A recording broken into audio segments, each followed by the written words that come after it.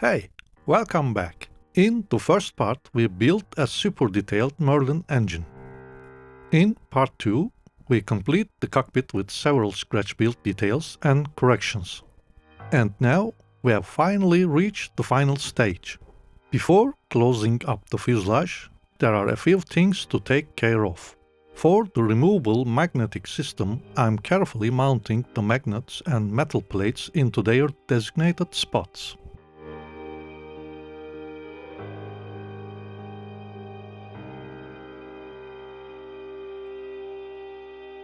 To avoid any alignment issues, I'm joining the fuselage halves step by step.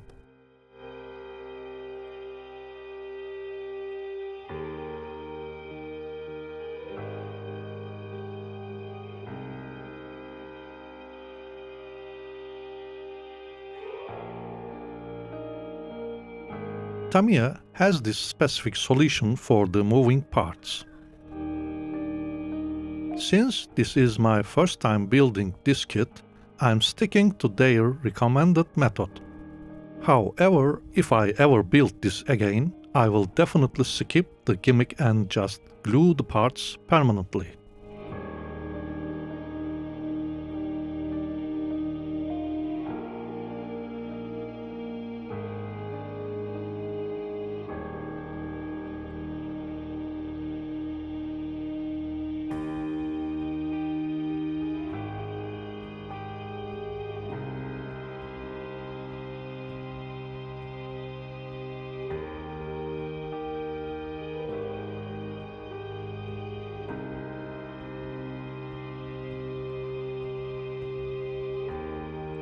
On flat, white surfaces like wings, gaps or fitment issues usually happen because the matting surfaces aren't cleaned properly.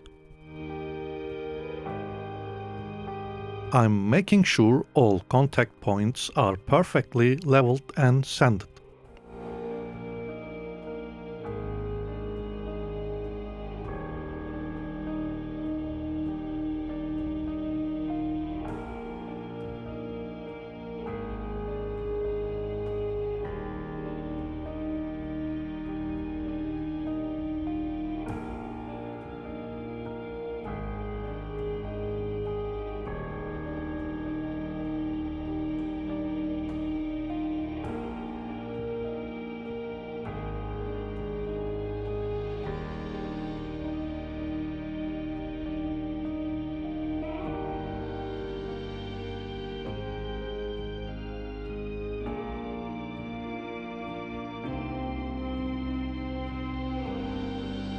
As you can see, the moving parts system is working as intended. Let's add a subtle effect to the tail wheel.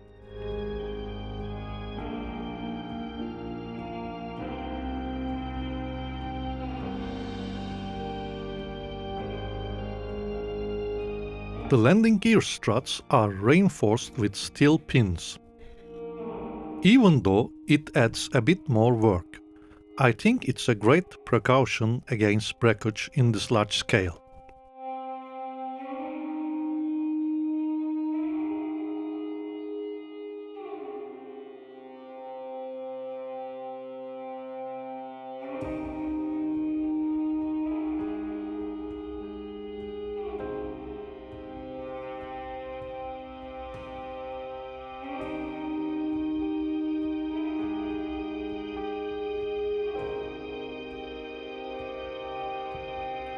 I know, you have been watching me assemble the tail wheel and its components for a while now. It's taking longer than usual because of this removable system. If you are planning to display your model with the gear down, my advice is to just glue it and save yourself the trouble. Don't be like me.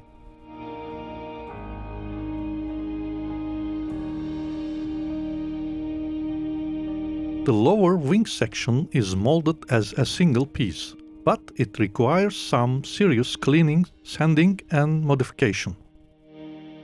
Let's take it one step at a time. For these kinds of precision cuts, I'm using my go-to method, a simple sewing needle.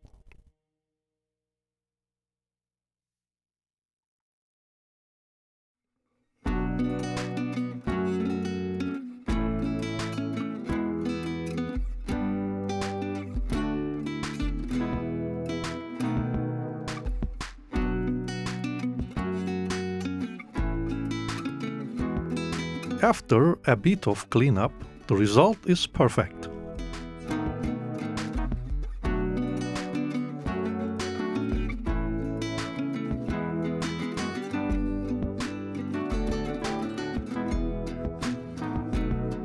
On this specific variant, the lower light has been relocated to the bottom.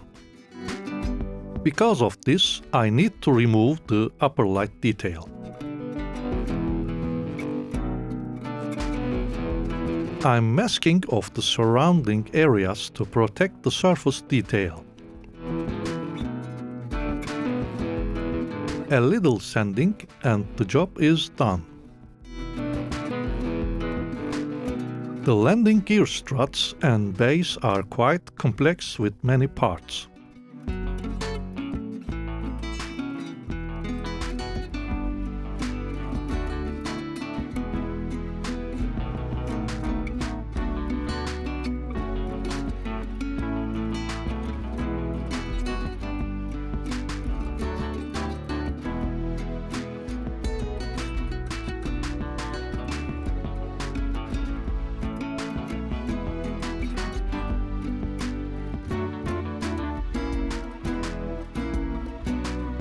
I noticed a missing linkage arm that connects them.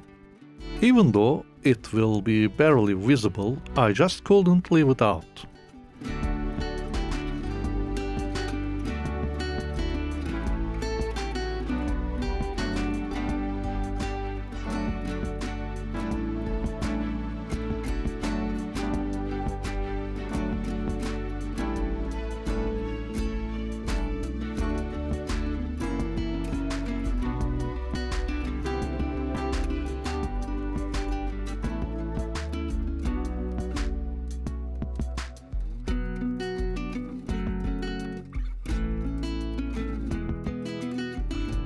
Now I'm opening up the slots for these parts.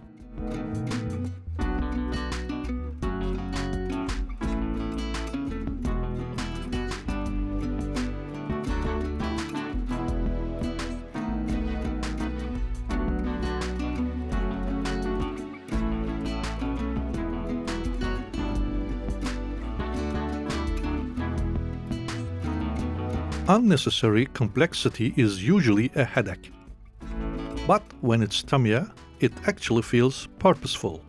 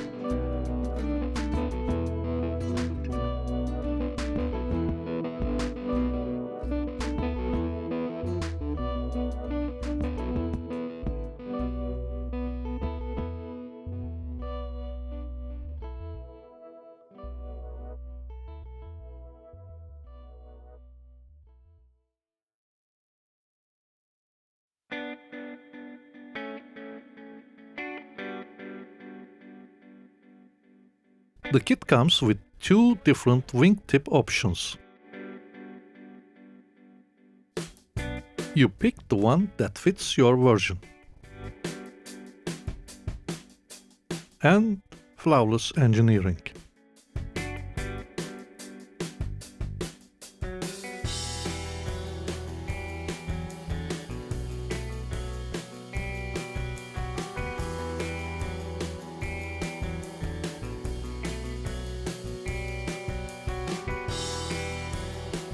This hatch should be open if the flaps are down and closed if they are up.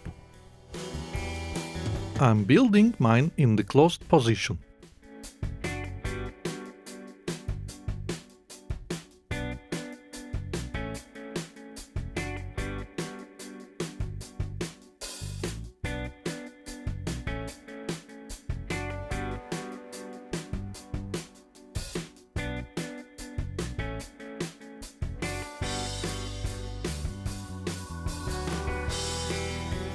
I'm painting the radiators at this stage and protecting them with some masking tape.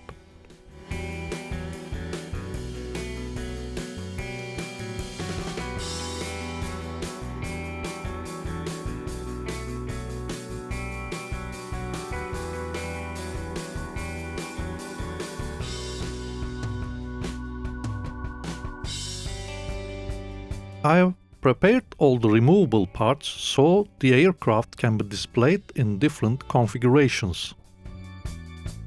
To be honest, I'm not entirely happy with the final result of the removable system. Next time I will pick an option and stick to it. There is a mold line on the canopy that needs to be cleared. It's not rocket science, just the usual routine, and done.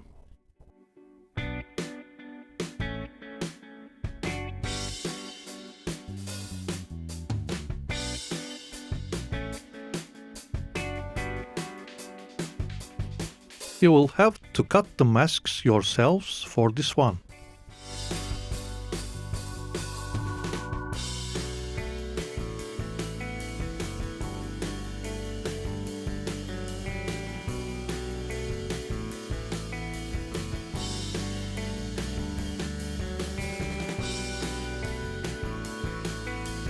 The piping detail that comes with the kit looked a bit out of scale, so I'm adding some of my own detail to the landing gear.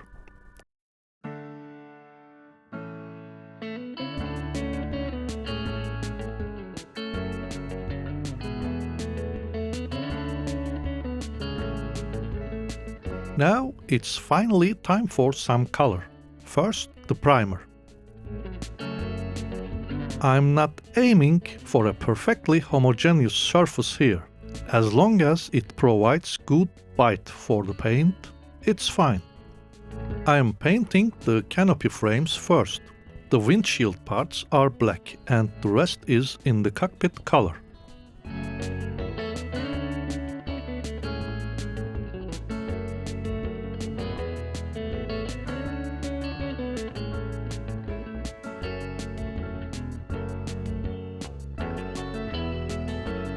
After painting the metallic parts, I'm using the leftover paint to do a final check for any surface imperfections.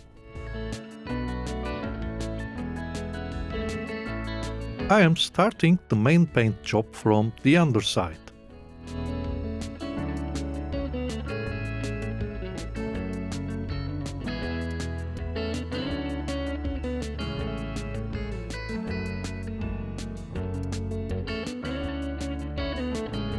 After applying the gray, I am using Tuck-It for masking to get those nice soft edge transitions.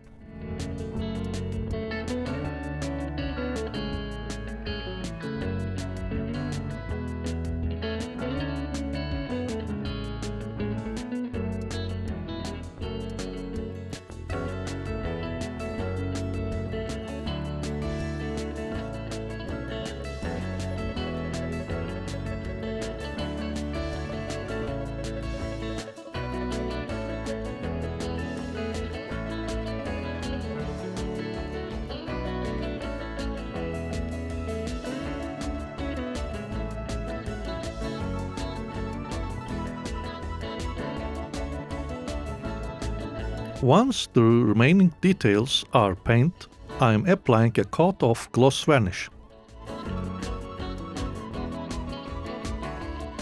I am not going to show you the first rating decal stage. They are old, thick and surprisingly brittle. They took up way too much of my time. Honestly, a decal set like this doesn't belong in a kit of this quality. Do yourself a favor and get a good aftermarket set.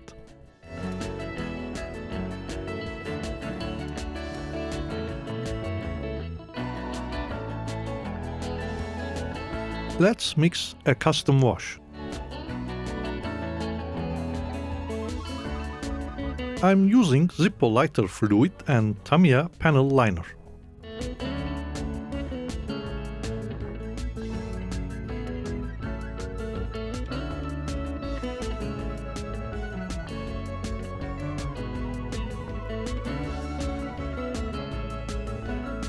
This way, the viscosity is much better for flowing into the details.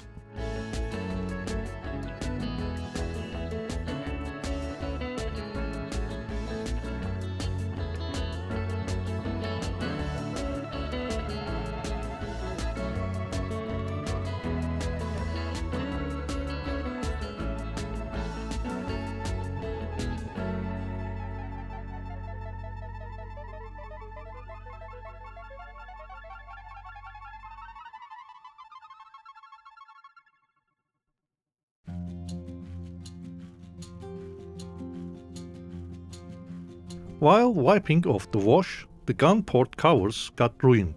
So I cut some strips from baking paper instead, paint them and attach them with white glue. The texture looks just like fabric, much better than the decals.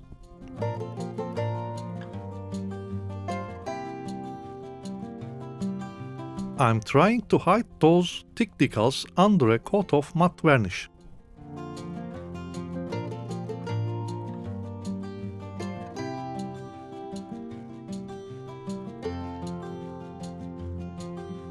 My post-shading technique consists of 3 phases. In phase 1, I'm fading the entire paint job. This is a very time-consuming and tedious process.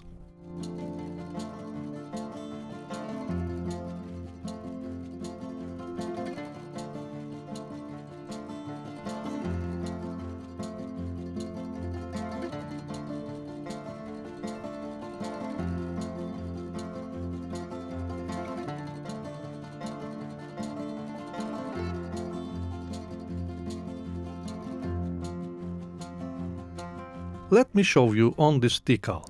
I'm not painting it white, I'm just fading the tones. Then I'm blending everything with the same white to break the contrast.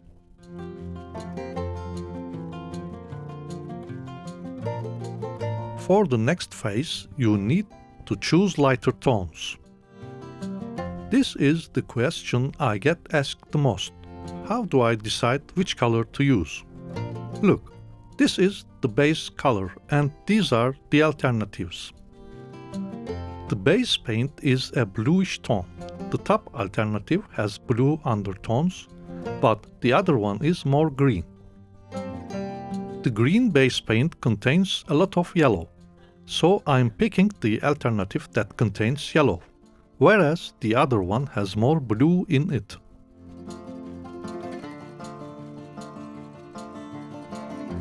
I'm applying the light green randomly.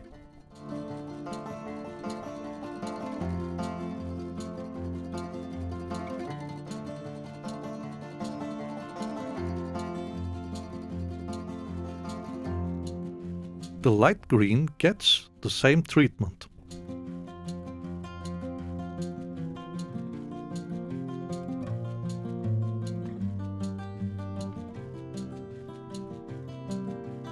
Now, using highly thinned base paint, I'm painting the borders first and the centers to create the effect.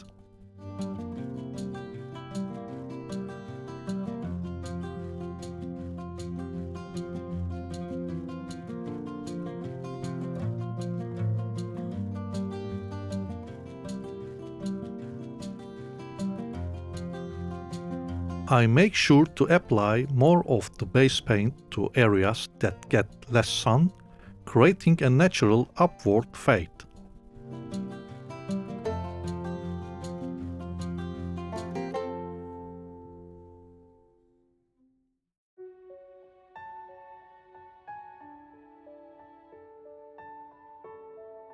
On these aircraft, you can often see the old roundels faintly showing through the fresh coat of paint.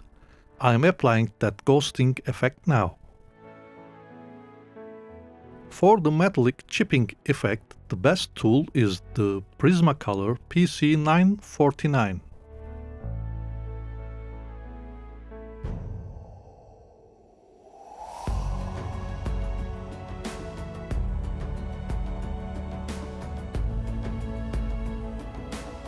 Adding some wear and tear to the wing leading edges.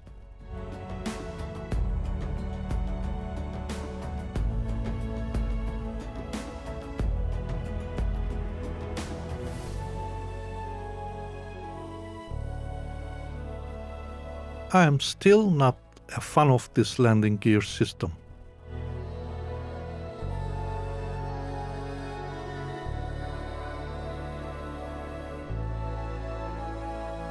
The tires are okay, but you are better off finding a better replacement.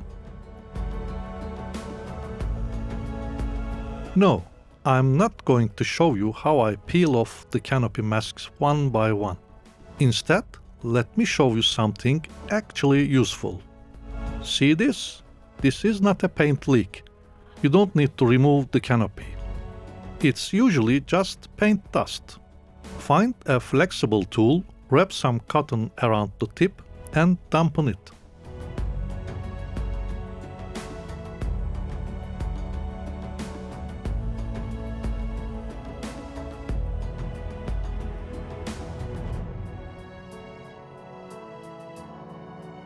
That's all it takes.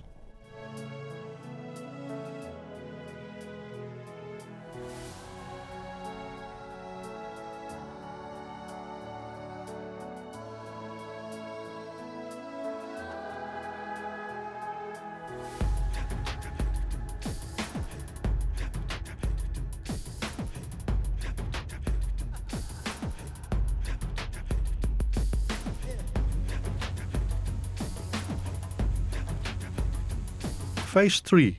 Applying a dark filter. For this, I'm using my airbrushes that allow for sharper lines. My choice is GSI Creos.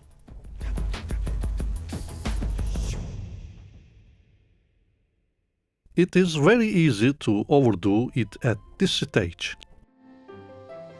You have to know when to stop before you turn the model into a coloring book.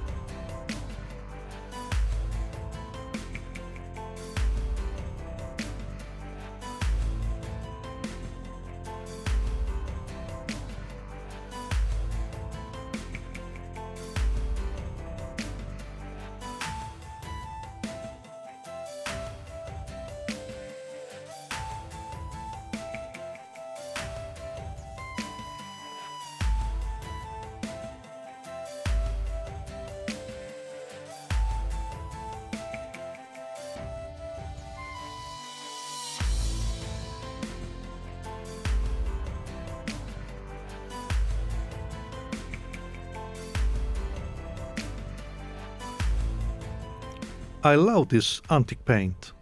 You need to buff the buffing version after it dries, and it gives a fantastic finish.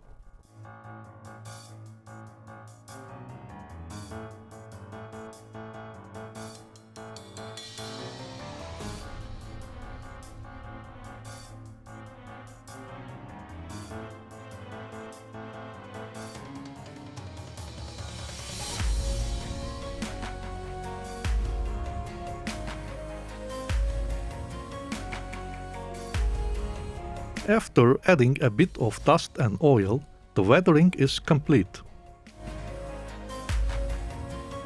Once the final parts are attached, the model is finished.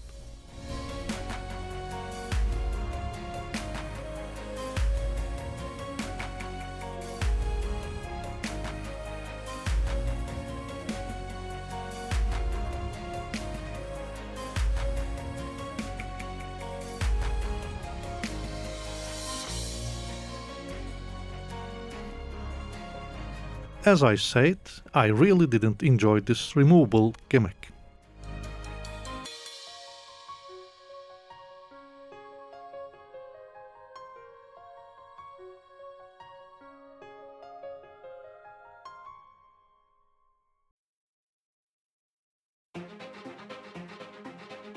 Thanks for watching.